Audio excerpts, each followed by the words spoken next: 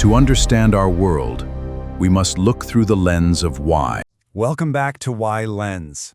You know, in this explainer today, we aren't just taking a look at a bad habit.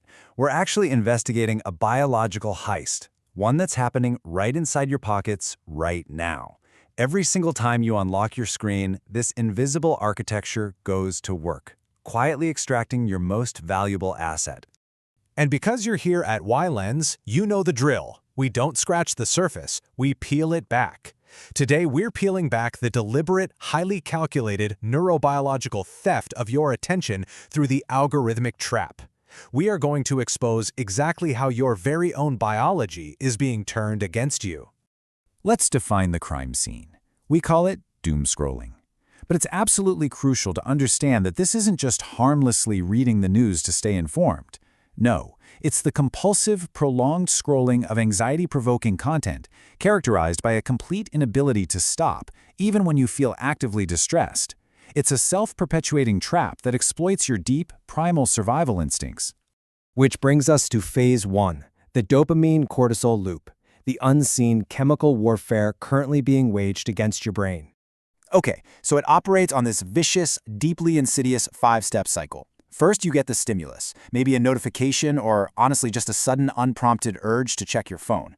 Second is the search, opening the app and swiping.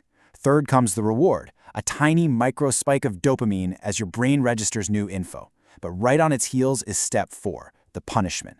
The content is negative or emotionally charged, so your brain perceives a threat, releasing the stress hormone cortisol.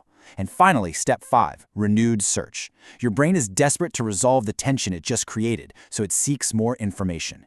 You're literally attempting to reduce your anxiety by consuming the exact fuel that's burning you down. The clash happening under the hood here is straight-up biological warfare. Your HPA axis, which pumps out cortisol and adrenaline to prep your body for fight or flight, is being pitted directly against your dopamine reward system, the network driving your restless pursuit of novelty.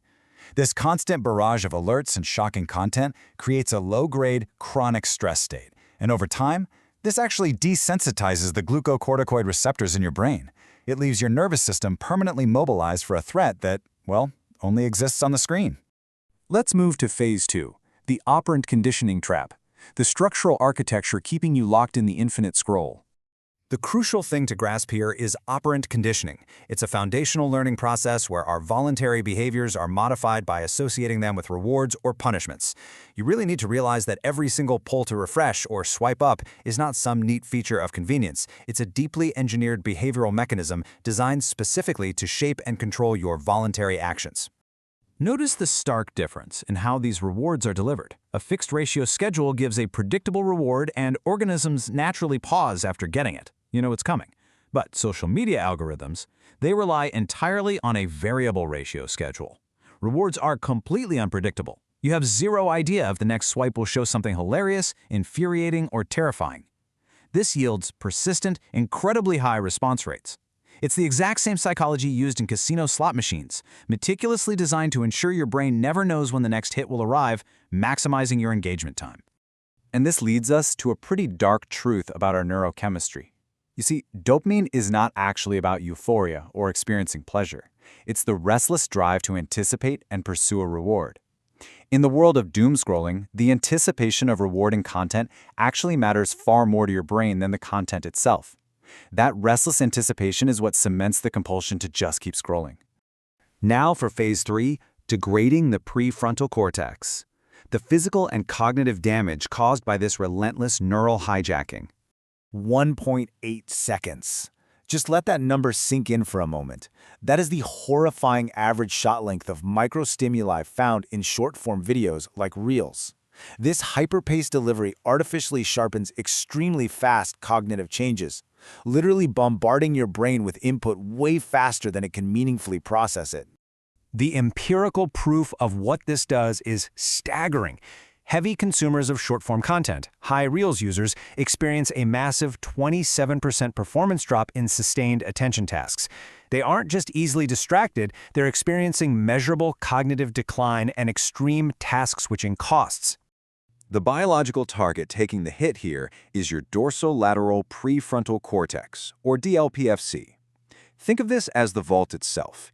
It's the brain region critical for attentional focus, logical sequencing, and suppressing automatic impulsive responses. Extended exposure to these short-form algorithms physically diminishes activation in the DLPFC. The technology is actively, physically reducing your top-down cognitive control. The grim reality of this cognitive fatigue is extensive. Research shows chronic microdosing of this chopped-up content is linked to decreased gray matter density in the anterior cingulate cortex. It causes a blunting of affect, meaning you actually become emotionally numb and way less reactive to stimulating imagery.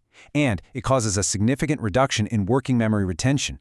You're existing in a state of hyperstimulation, but you're reaping decreasing intellectual returns. It essentially creates what researchers are calling a split-screen mind. This is the absolute psychological horror of continuous partial attention. Users report that their attention feels involuntarily split, fractured, and scattered, even when they are completely offline and away from their devices. Your internal processing just remains permanently divided.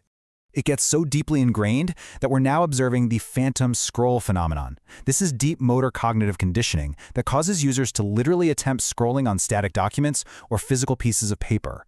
This mirrors the exact neurobehavioral dynamics we typically only see in clinical substance addiction. The algorithm hasn't just entertained you, it has rewired your brain's baseline habit circuits. All right, Phase 4, reclaiming your neural vault, using cognitive behavioral psychology to break the loop. These are your tactical defenses. First up, scheduled information consumption. You absolutely must observe your habits and plan defined daily media slots rather than falling into reactive, impulsive checking. Second, cognitive behavioral therapy, or CBT, which can help restructure those automatic thoughts and avoidance behaviors keeping you trapped.